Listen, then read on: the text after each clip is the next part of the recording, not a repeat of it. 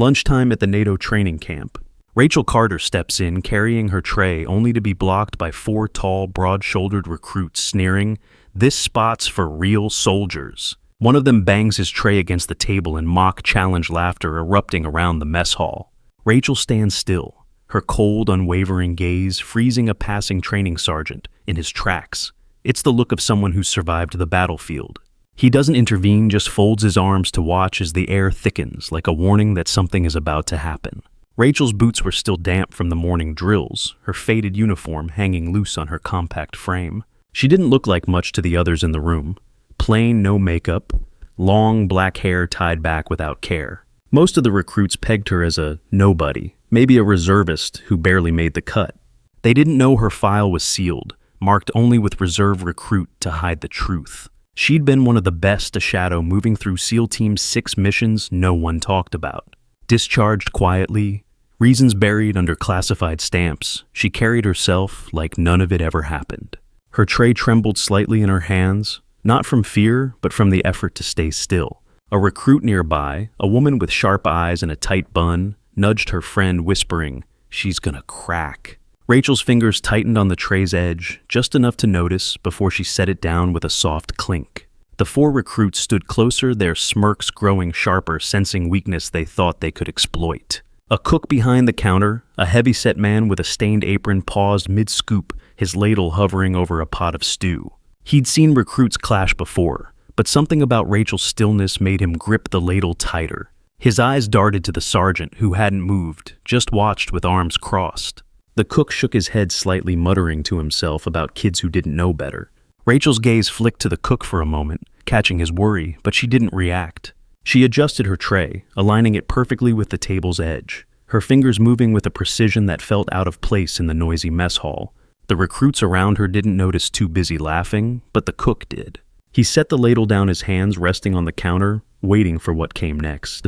"Hey, if this story's hitting you, grab your phone real quick. Give this video drop a comment below and hit subscribe to the channel.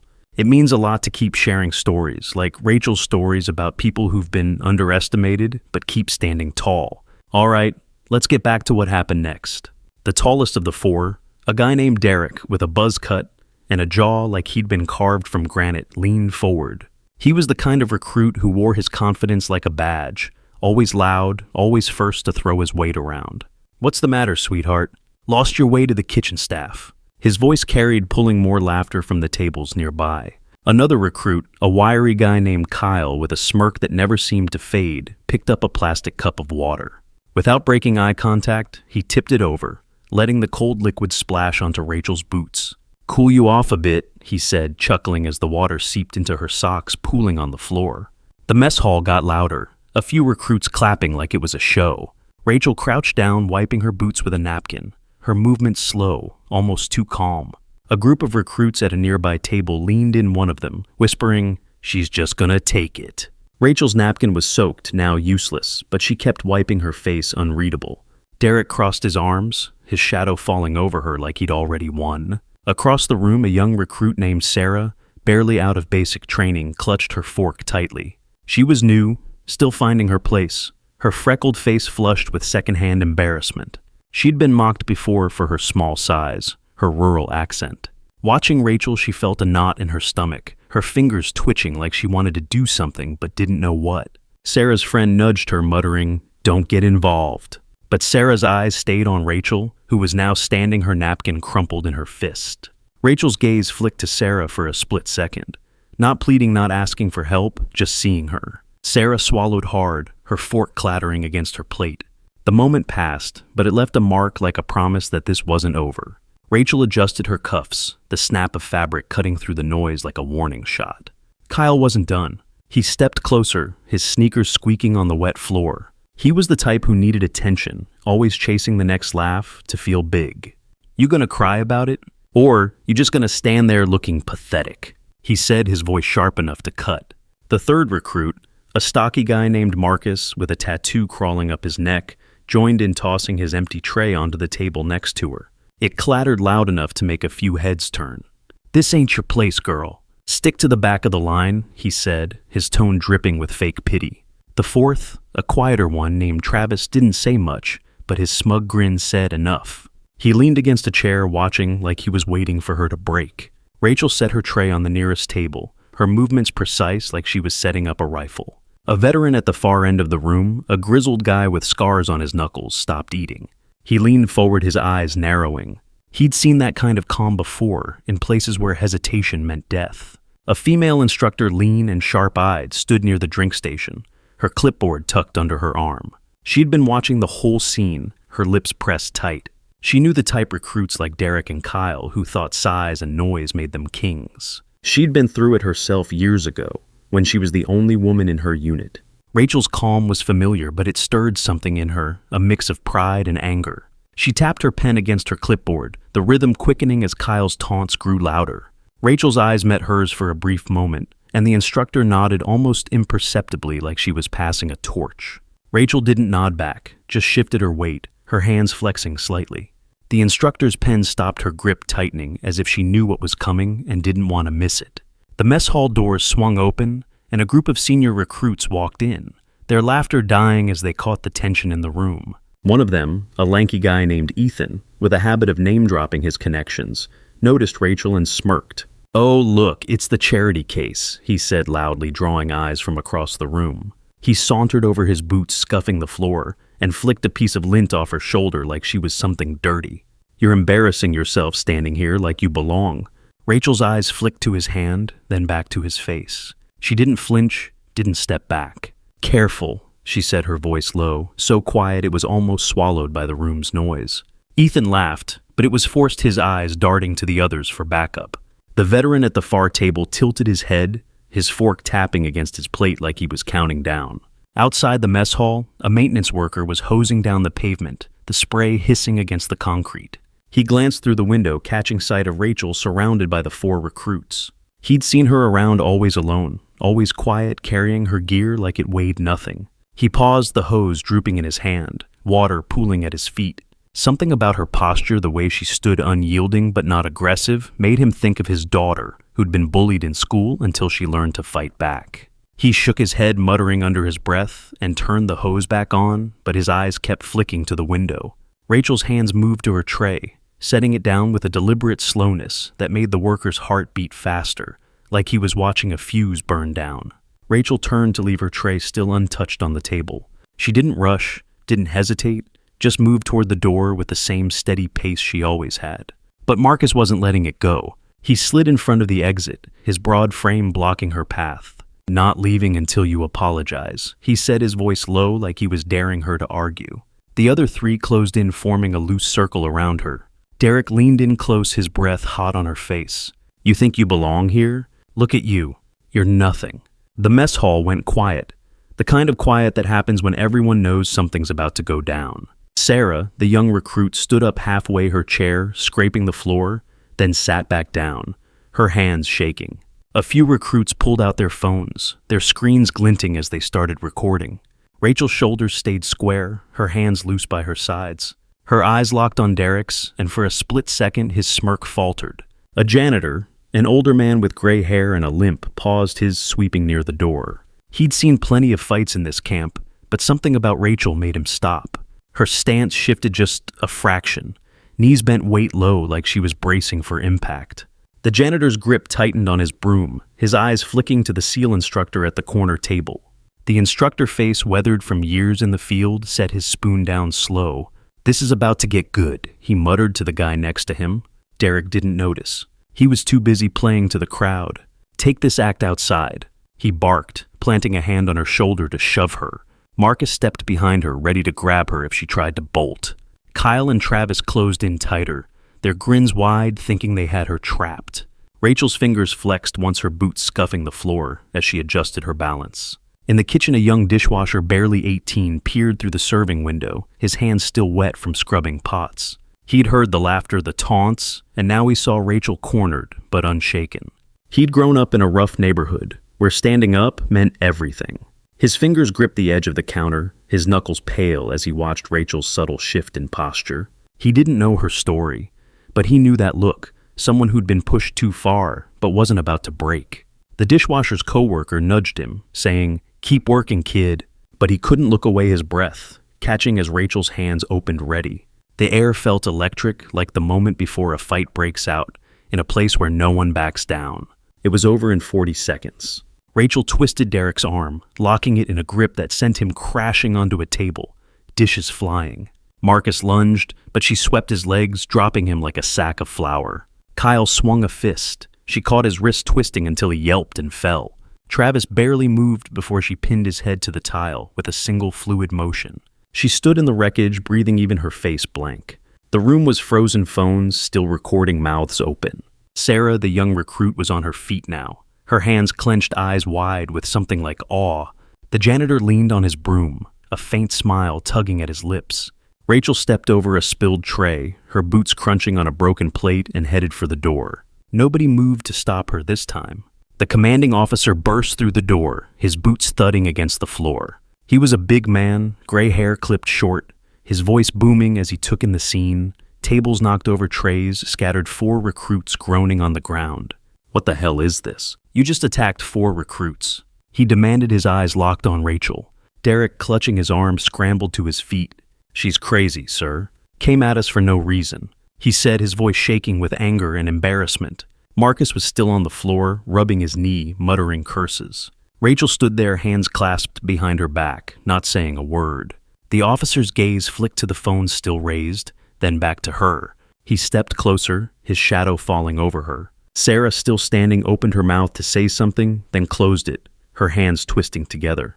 The silence was thick, broken only by the faint hum of the mess hall's lights. A medic who'd been eating in the corner set down her tray and walked over, her face calm but her eyes sharp. She'd seen injuries before, patched up soldiers in worse shape than these recruits.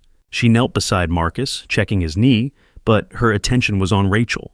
The way Rachel stood still, controlled, not a trace of panic, reminded her of a field operative she'd treated years ago, someone who'd walked out of a firefight without a word. The medic's hands moved quickly, but her gaze kept flicking to Rachel like she was trying to solve a puzzle. Rachel didn't acknowledge her, just kept her eyes on the officer. The medic stood brushing her hands on her pants and said quietly to the officer, "They're fine." She didn't break anything. Her tone carried a hint of respect, like she knew more than she was saying. Then the officer's eyes caught something. A faded patch on Rachel's sleeve, a black viper coiled around a star. His jaw tightened, his voice dropping. "SEAL Team 6, Night Viper." The room shifted. Recruits who knew the name snapped to attention, their spines rigid. Others just stared confused, the whispers growing louder. Rachel didn't move, didn't nod. Her eyes held his steady as stone. The officer's tone changed softer now, almost cautious. "Carter, step outside." "Now?" She nodded, once grabbed her tray and walked out, her boots leaving wet prints on the floor. Ethan, the senior recruit, stood frozen, his face pale as the whispers turned to her name. He dropped his tray, the sound echoing in the stunned room. The janitor started sweeping again, his smile wider now, like he'd known all along. The mess hall erupted into chaos the second she was gone. Recruits shouted over each other, some laughing nervously, others piecing together what they'd just seen. The SEAL instructor leaned back, grinning. "Told you it'd get good," he said, picking up his spoon. Derek was rubbing his arm, his face red with humiliation. Kyle was muttering about his wrist, his smirk gone. Marcus and Travis avoided everyone's eyes. The officer was already in the hallway, phone in hand, dialing.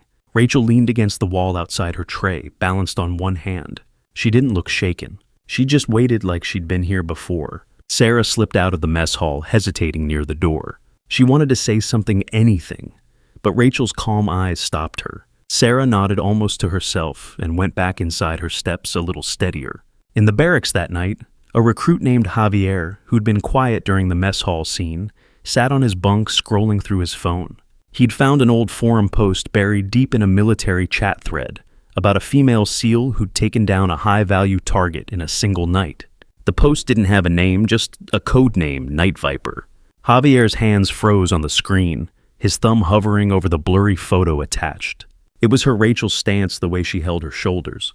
He showed it to his bunkmate, who shook his head, saying, "No way, that's her."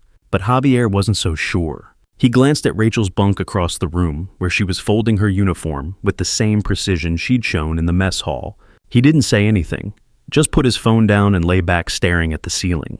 Years ago, Rachel had stood in a dusty hallway, a sealed envelope in her hand. A captain, his face grim, had said, "You're out, Carter." Orders from above. She'd walked away without a word, the desert sun burning her back. She'd known what it meant to be better than the men who hated her for it. Now outside the mess hall, she set her tray down, the memory flickering in the way her fingers brushed her sleeve. The officer stepped out, phone still in hand. "You didn't tell anyone," he said, not a question. Rachel's eyes met his. "Didn't need to," she said, her voice quiet but firm. The officer nodded like he understood more than he let on. He glanced at the patch again, then at her face like he was seeing a ghost. Rachel picked up her tray and walked down the hall, her steps echoing in the quiet. The next day, a training drill went wrong. A live fire exercise meant to test teamwork turned chaotic when Kyle ignored orders trying to show off. Rachel was on his team, moving through the course with her usual precision. When a misfired round sparked a small fire in the dry grass, Kyle panicked, shouting at everyone to fall back. Rachel didn't. She grabbed a nearby extinguisher, doused the flames, and reset the course in under a minute. The other recruits stared, their rifles still raised, as she walked back to her position. Kyle's face burned red, his voice cracking as he muttered, "Didn't need your help." Rachel just wiped her hands on her pants and said, "Next time, listen." The instructor, watching from a distance, jotted something in his notebook, his eyes lingering on her. During a night training session, Rachel was assigned to navigate a pitch-black obstacle course. The recruits were paired up, but her partner, a cocky guy named Ryan, sneered as they started. "Don't slow me down," he said, his flashlight bobbing ahead. Halfway through, he tripped a wire, setting off a deafening alarm. The other recruits laughed, but Rachel moved silently, disarming the trap with a quick twist of her knife. Ryan scrambled to his feet, his face red, muttering about bad luck. Rachel handed him his dropped flashlight, her expression blank. "Stay behind me," she said, her voice so calm it stung. The other recruits fell silent, their flashlights flickering as they followed her lead. Ryan didn't say another word, his bravado gone, his steps careful now. By dinner, the camp was alive with talk. Recruits who'd laughed at Rachel now whispered her name like it was a secret they weren't supposed to know. A few searched online, digging up rumors about a female SEAL who'd vanished years ago, Night Viper 1 said, showing his phone to the group. The grainy photo was blurry, but the stance was unmistakable. Derek overheard and dropped his fork, his hands shaking. He'd thought she was nothing, just another recruit to push around. Now, he couldn't look at her without seeing that patch. Kyle was quieter, his phone buzzing with notifications he didn't check. Marcus tried to laugh it off, but his jokes fell flat, the room ignoring him. Travis just ate in silence, his eyes fixed on his plate like he was afraid to look up. In the officer's office, Rachel stood across from his desk, her hands still behind her back. The room was small, cluttered with files, and a flickering fluorescent light. He didn't sit, just looked at her, the file in his hand unopened. "Why'd you let them push you like that?" he asked, his voice curious, not accusing. Rachel tilted her head, her eyes narrowing slightly. "They needed to learn," she said, her words sharp but calm. The officer nodded, flipping open her file. One line stood out, "Discharge classified circumstances." He closed it, his fingers lingering on the edge. "You're not just a reserve recruit, are you?" Rachel didn't answer, just held his gaze. Outside, the camp was settling down. But inside, the air felt charged like the moment before a decision is made. During a late-night briefing, the officer called Rachel to the front. The room was packed, recruits shoulder to shoulder, their faces lit by the dim projector. He handed her a marker and pointed to the board where a tactical map was drawn. "Fix it," he said, his voice neutral. The recruits shifted, some smirking, expecting her to falter. Rachel took the marker, her movement steady, and redrew the plan in seconds, flanking routes, choke points, all perfect. The smirks faded. A senior instructor who'd been quiet until now nodded slowly, his pen tapping his clipboard. "That's how it's done," he said, his voice carrying. Rachel handed the marker back and returned to her seat, ignoring the stares. Ethan, sitting nearby, shifted uncomfortably, his earlier confidence gone. The camp's mood shifted after that. Recruits who'd mocked Rachel started keeping their distance, their eyes dropping when she passed. Sarah, the young recruit, found herself watching Rachel during drills, mimicking her stance, her focus. One day, Sarah dropped her gear during a run, and Rachel stopped picking it up without a word.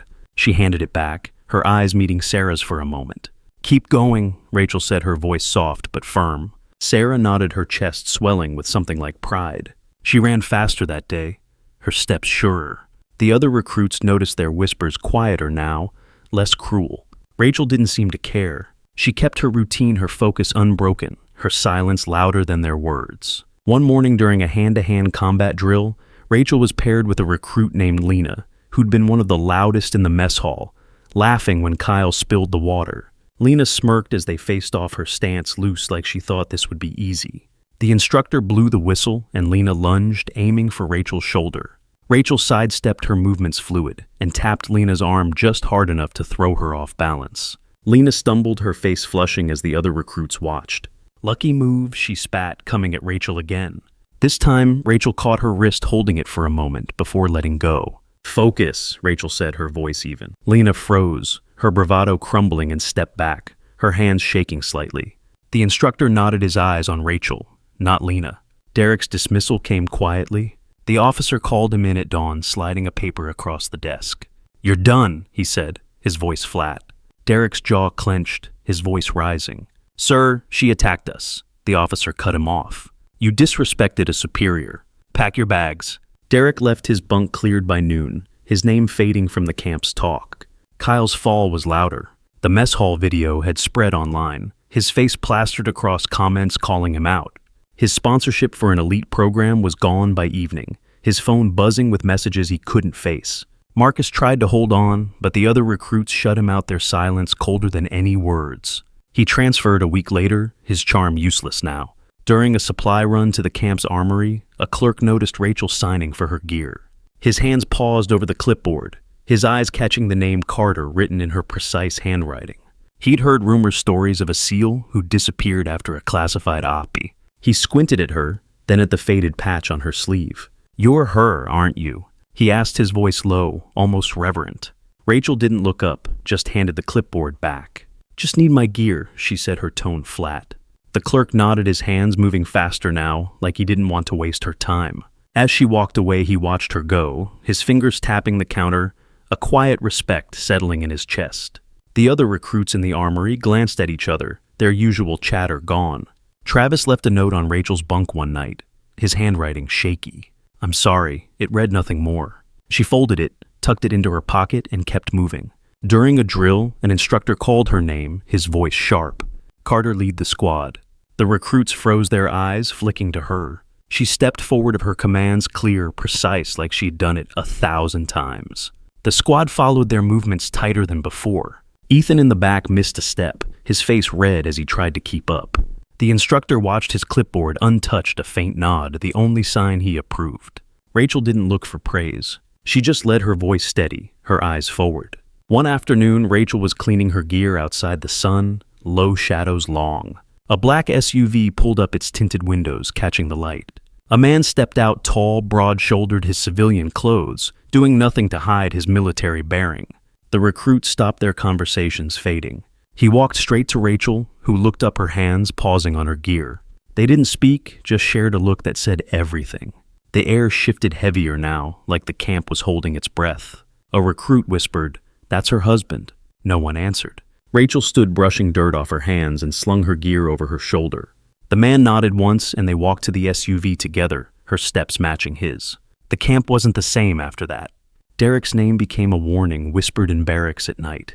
Kyle's face lingered online, a lesson in what not to do. Marcus was forgotten, his transfer erasing him from the camp's memory. Travis stayed quieter now, his eyes always searching for something he couldn't name. Rachel kept moving, her silence a kind of strength that didn't need words. She'd walked through worse than a mess hall fight, carried secrets heavier than any insult. For everyone who's been pushed down, told they don't belong, her story is yours. You're still here. You're still standing. That's enough. Where are you watching from? Leave a